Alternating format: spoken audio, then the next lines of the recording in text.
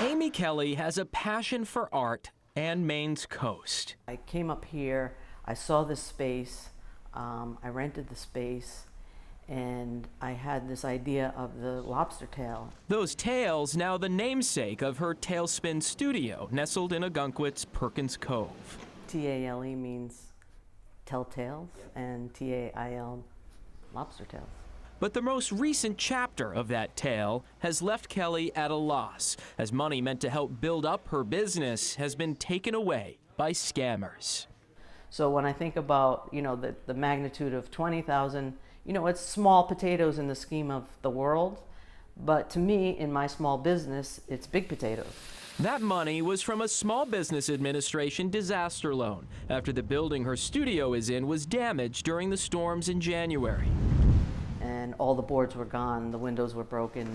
She planned to use the money this off-season to make some upgrades, but that all changed earlier this month when she got an unexpected call from who she thought was her bank. It said Bank of America in full. And I answered it because I've had these calls before, and they were concerned about charges that had hit my account. And this call was similar, with the person on the other end of the line telling Kelly the money in her account was at risk. I said, so what do we need to do to make sure this doesn't happen? He said, we have to reverse it. My logic went out the window. I began to panic. That's when they told her to screen share her phone so they could supposedly walk her through a wire transfer of the $20,000 in order to protect it. But by the time Kelly realized it was all a trick, it was too late. All of a sudden I look and I see the money go right out of my account. I could see it right on my screen. The Federal Trade Commission says imposter schemes like this, where scammers pretend to be from a company or government agency in order to gain your trust and steal your money, have topped the list of fraud in Maine for 5 years straight.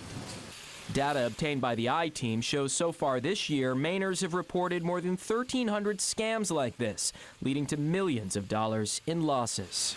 There's no safeguards on either side in the banking industry to protect the sender or the receiver. Kelly says she reported the fraud to both police and Bank of America, but both told her there wasn't much they could do. Had they heard about this type of scam before? They said, yeah, this is how they do it. They knew about it. They know that this happens all the time. The I-Team did reach out to Bank of America to ask what safeguards are in place to protect customers from this type of fraud. They ignored our requests for comment. But there are steps that you can take to avoid becoming a victim, the most important of which is to always stop and verify. If someone calls claiming to be from a certain company, hang up and call back at a number you know is real, something Kelly says she wishes she had done from the beginning. If I didn't think it was ever going to happen to me and it happened, then maybe we can sort of branch out and make sure it doesn't happen to other people.